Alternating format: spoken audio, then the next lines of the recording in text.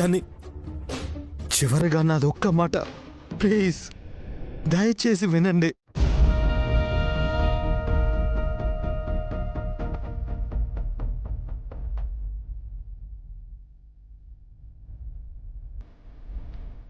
సంపద,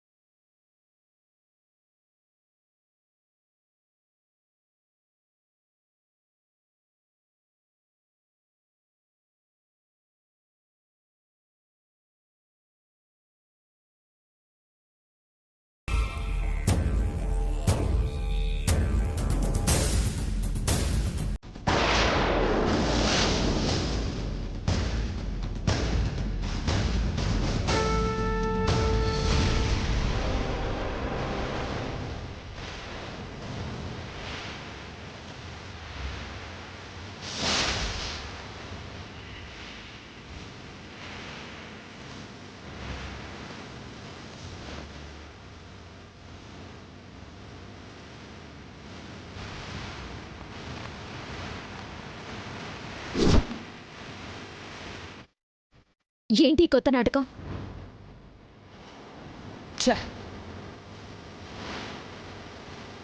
వాడేమో మంచివాళ్ల నటిస్తున్నాడు, నువ్వేమో కడుపేసుకొనొచ్చావు. ఏంటి ఇదంతా? కడుపుతో ఉన్నానని చెప్పి మళ్ళీ ఏం గోల చేద్దామని వచ్చావు?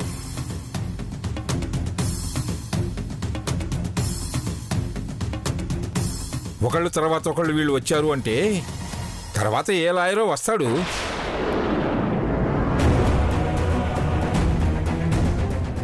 ఎందుకొస్తాను నాన్న? కోర్టులో తనే అన్నీ ఒప్పుకుంది కదా, ఇంకా మనల్ని కోర్టుల చుట్టూ తిప్పే అవకాశం తనకెక్కడుంది? మేము జరిగింది మర్చిపోమని చెప్పడానికి వచ్చాం.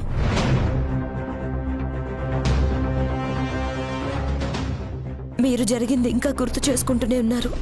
ఎలా మర్చిపోతాం? మీరు చేసిన ఘోరాలు అంత సులభంగా మర్చిపోగలమా? అసలు మా ప్రాణాలే తీయాలి అని అనుకున్న మీతో ఇంతసేపు మాట్లాడటమే పాపం. ఇప్పటి వరకు మీరు ఆడిన నాటకాలు చాలు, వెళ్ళండి ఇక్కడి నుంచి. ఇది నాటకం కాదమ్మా, నిజం.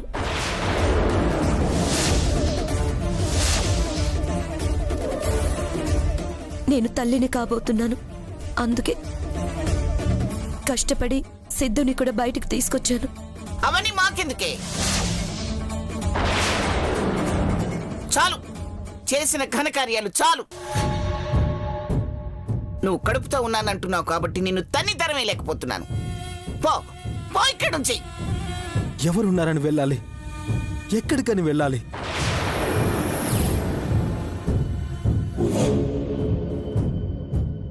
అందుకని వచ్చి మా ఇంట్లో ఉంటారా ఏంట్రా? నువ్వు చేసిన పాపాలకి శిక్ష పడకుండా తప్పించుకోలేం. నీకు చావు తప్పదురా. ఆ మాట అనొద్దు, నా బిడ్డ అనాథ అయిపోతాడు. మా వల్ల మీరెంతో బాధపడ్డారు. మాలాంటి వాళ్ళని క్షమించాలంటే మనసు కూడా రాదు. ఆ విషయం మాకు తెలుసు.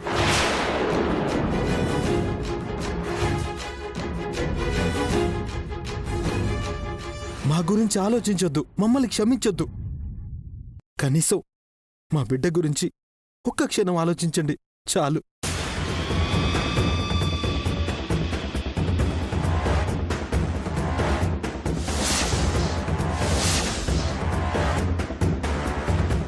నా బిడ్డ పుట్టే సమయానికి నేను నేరస్తుడిగా జైల్లో ఉండాలనుకోవడం లేదు. మా నాన్న ఇంత దుర్మార్గుడని నా బిడ్డ నా గురించి బాధపడకూడదు.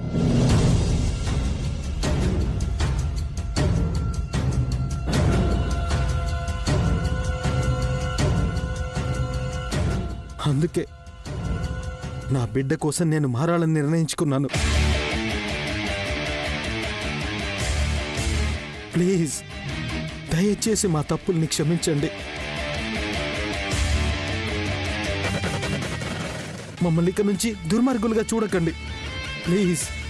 ఇక మీదట మేము ఎలాంటి తప్పులు చేయం. మా బ్రతుకేదో మేము బ్రతుకుతాం. అందుకే మా వల్ల బాధపడిన మీకు క్షమాపణ చెప్పడానికి వచ్చాం. మా ఇద్దరిని క్షమించండి.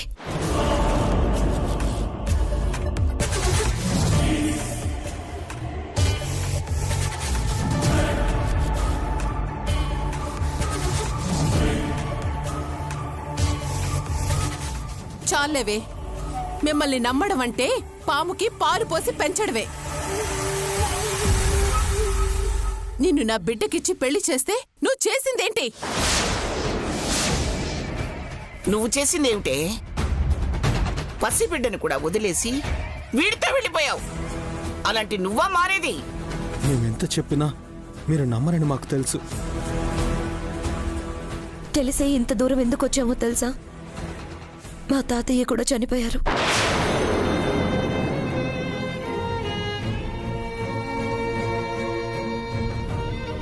ఇక నుంచి ఆ రోజు నన్ను ఆదరించిన ఈ ఇల్లే నా పుట్టిల్లు. ఆ రోజు గొడవ చేసి నా బిడ్డ నాకు కాకుండా చేసుకున్నాను. కనీసం ఈ బిడ్డనైనా మంచి తల్లిగా పెంచుకోవాలని ఆశపడుతున్నాను.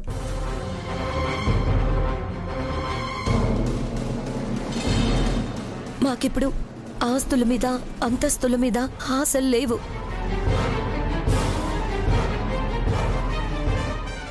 మా బిడ్డ ఈ లోకం చూసేసరికి మమ్మల్ని అసహించుకునేలా మేము ఉండకూడదు. అందుకే మా బిడ్డ కోసం మేము మారుతాం. దయచేసి మమ్మల్ని అసహించుకోకండి. మీ మాటలు నమ్మి మోసపోయింది చాలు, వెళ్ళండి. మీరు మారారు అంటే అటు పొద్దుటి పొడిచినట్టే. సరే, మారితే మంచిదే.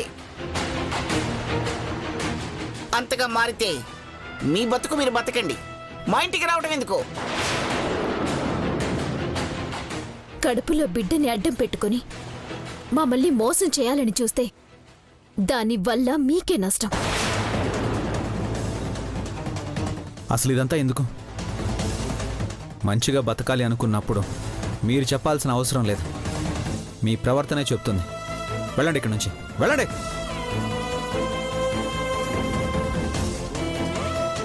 అర్థమైంది. మేము ఎంత చెప్పినా మీరెవ్వరూ నమ్మరని నాకు అర్థమైంది. శౌర్య అన్నట్టు మారిన మనుషులుగా మా బ్రతుకు మేం బ్రతికి చూపిస్తాం. కనీసం అప్పుడైనా మా అని చెప్పుకోవడానికి మీరుంటే చాలు మాకు.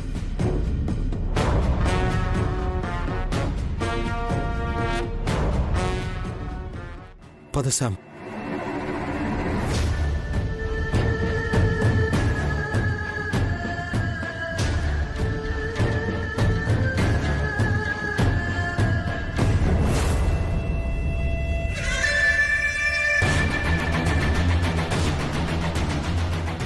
ఛే,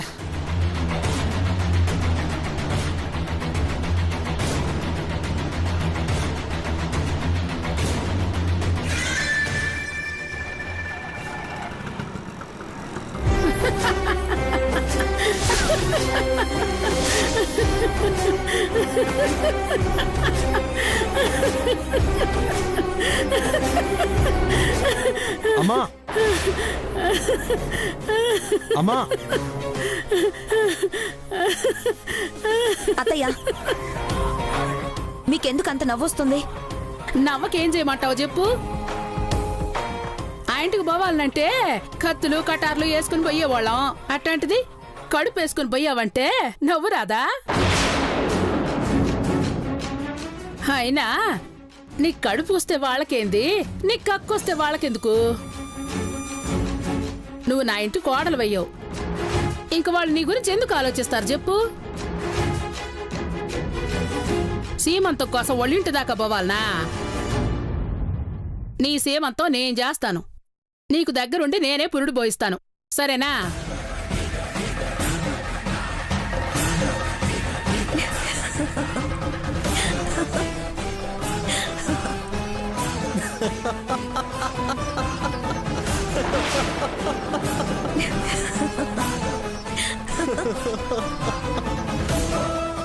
ఇప్పుడు నేనేమన్నానని మీకు అంత నవ్వొస్తుందిరా?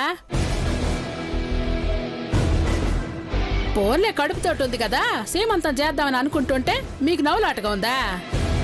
అసలు ఎలా కనిపిస్తున్నావు అత్తయ్య మేము మీకు? వాళ్ళ ఇంటికి పోయి వాళ్ళ కాళ్ళ మీద పడ్డామంటే గతి లేక వెళ్ళామనుకుంటున్నారా? మరి సిగ్గు లేకుండా ఎందుకు పోయినట్టే? కారణం లేకుండా నీ కొడుకు ఎందుకు వెళ్తాడమ్మా? లేని కడుపుకి నువ్వైనా వాళ్ళైనా ఎందుకు సీమంతం చేస్తారు చెప్పు?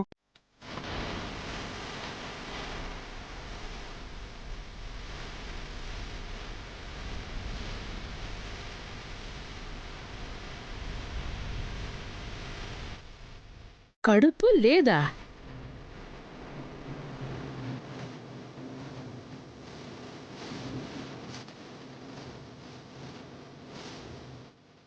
ఎక్కడ పోగొట్టుకున్నామో అక్కడే రాబట్టుకోవాలని అనుకున్నాం. అందుకే మా ఎత్తులు మేం వేస్తున్నాం. అర్థం ఎలా చెప్పండి? నీకింతకీ కడుపు ఉన్నట్టా లేనట్టా? వాళ్ళ దృష్టిలో ఉన్నట్టు.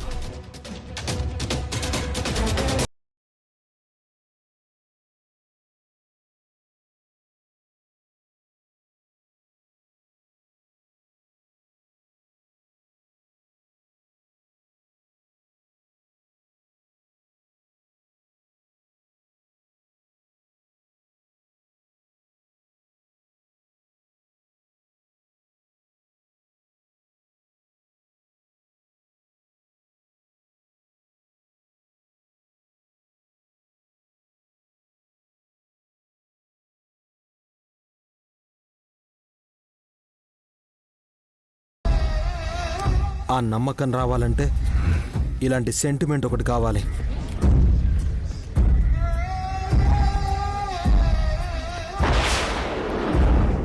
అసలేం చేయబోతున్నారా మీరు? ఇన్నాళ్ళు వాళ్ళకి శత్రువులుగా ఉండి ఏమీ సాధించలేకపోయామమ్మా. అందుకే ఈసారి మంచితనంతో దగ్గరవుతున్నాం. నమ్మక ద్రోహం వద్దురా. అందులోనూ ఆడ మీ అక్క ఉంది. దాన్నిప్పటిదాకా ఒళ్ళు క్షమించడమే గొప్ప. అమ్మా, ఈసారి ఏ ప్రాణాలు పోవులేమ్మా. కాకపోతే పోయినంత పనవుతుంది. మొదటిసారి ఆయుధాలతో కాకుండా ఆలోచనతో దెబ్బతీయాలని చూస్తున్నాం. నువ్వేం టెన్షన్ పడకు, మేం చూసుకుంటాం.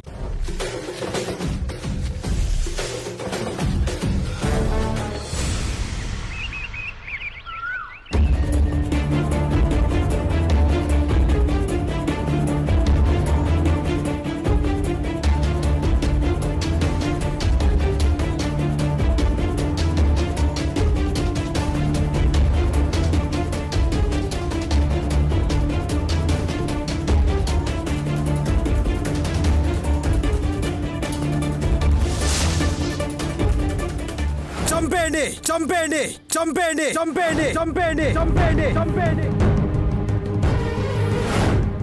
నేను తల్లిని కాబోతున్నాను. అందుకే కష్టపడి సిద్ధుని కూడా బయటికి తీసుకొచ్చాను. మా వల్ల బాధపడిన మీకు క్షమాపణ చెప్పడానికి వచ్చాం. మా ఇద్దరిని క్షమించండి. అసలు వాళ్ళు ఏ ధైర్యంతో వచ్చారో నాకు అర్థం కావడం లేదు. వచ్చిన వాళ్ళని తన్ని తరమకుండా మామూలుగా పంపించాం చూడు, అది మన తప్పు.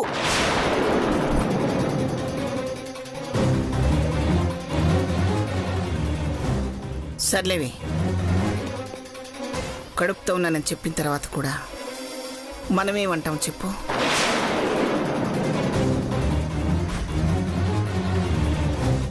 అందుకే కదా ఏం మాట్లాడకుండా ఉండిపోయింది. కడుపుతో ఉన్న పిల్లని పట్టుకుని ఏమనగలం? వాడు వెధవే. సంపద కూడా వాడికి సాయం చేసింది. అప్పుడు వేరు, ఇప్పుడు వేరు.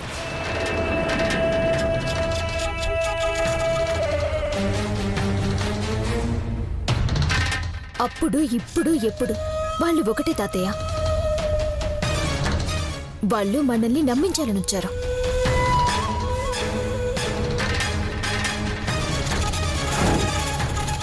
అందులో అనుమానం ఏమీ లేదు. మామూలుగా అయితే వాళ్ళు ఈ పక్కకు కూడా వచ్చేవాళ్ళు కాదు. అలాంటిది భార్యాభర్తలిద్దరూ పని కట్టుకుని వచ్చి మనందరి ముందు మంచిగా నటించారంటే మామూలు విషయం కాదు.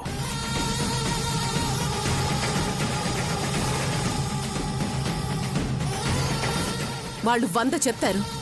అలాంటి వాళ్ళ మాటలు వింటూ ఉంటే ఎలా?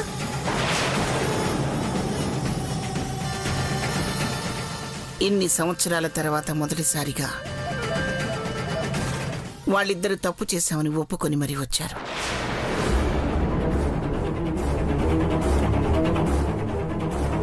అందుకని వాళ్ళ మాటలు నమ్మి వాళ్ళని వదిలేద్దామంటావా? చచ్చా, అలా అని కాదండి.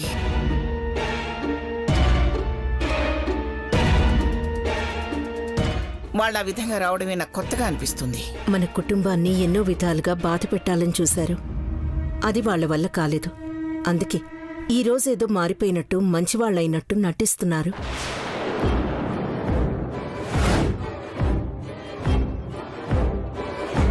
వాళ్ళ గురించి మనం ఇంతగా ఆలోచించాల్సిన అవసరం ఏం లేదు. వదిలేండి.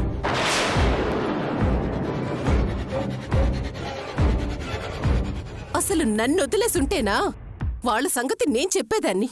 ఏం చేస్తావే? ఏం చేస్తావు వాళ్ళని? కడుపుతో ఉన్న పిల్లని పట్టుకుని కొడతావా, తిడతావా? అది మన వల్ల కాదు.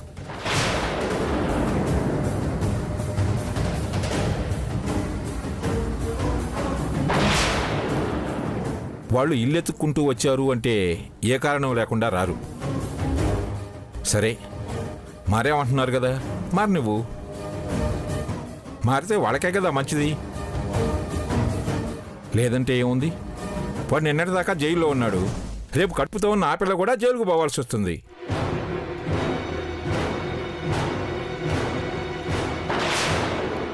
వాళ్ళీ మధ్యకాలంలో కనిపించక అందరం ప్రశాంతంగా ఉన్నాం. మళ్ళీ కనిపించారు. కానీ ఇంతకు ముందులా కాదు, కొత్తగా. ఆ కొత్తదనాన్ని మనం అర్థం చేసుకోవాల్సిన అవసరం లేదు. శౌర్య చెప్పినట్టు ఆలోచించాల్సిన అవసరం కూడా లేదు.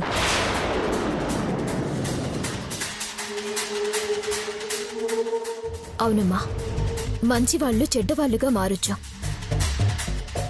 ఆ తర్వాత తమ తప్పులు తెలుసుకోవచ్చు. కానీ వీళ్ళు మొదటి నుంచి తప్పులు చేస్తూనే ఉన్నారు.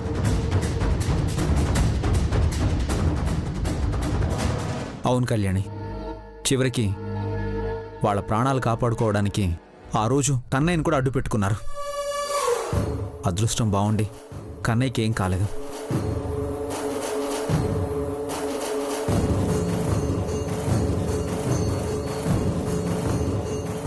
వాళ్ళెందుకు మారతారా?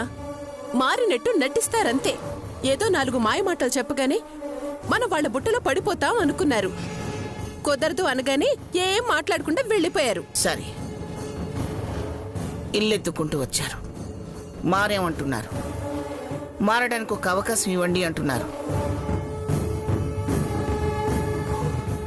నిజంగా వాళ్ళు మారి మంచి వాళ్ళైతే దానివల్ల ఎవరికీ ఇబ్బంది లేదు. మారకపోతేనే మళ్ళీ కష్టాలు మొదలవుతాయి. అది ఇంతకు ముందమ్మమ్మ. ఇప్పుడు వాళ్ళు మారినా మారకపోయినా మనకొచ్చే నష్టం ఏమీ లేదు. ఎందుకంటే వాళ్ళని దగ్గరికి తీసుకుంటేనే మనకి సమస్య. వాళ్ళని మన దరిదాపుల్లో కూడా రానివ్వలేదు అంటే ఇంకా సమస్య అంటూ ఏముంటుంది?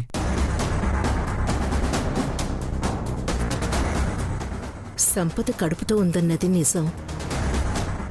ఏమో, బిడ్డ పుట్టబోతున్నాడు కాబట్టి వాడి బుద్ధి మారుండొచ్చు. మారితే మంచిదే కదా, వాళ్ళు కూడా మనుషులవుతారు.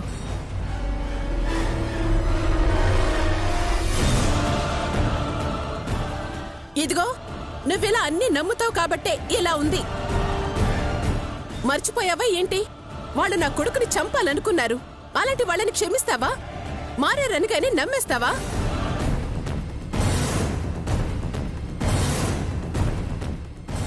నమ్మమని ఎవరు చెప్పారమ్మా? మారితే మంచిదని అనుపమ అంటుంది. అంతేగాని వాళ్ళని తీసుకొచ్చి మన ఇంట్లో కూర్చోబెడదామని చెప్పటం లేదే. వాళ్ళు మంచిగా మారినా చెడ్డగా ఉన్నా మనకెందుకు?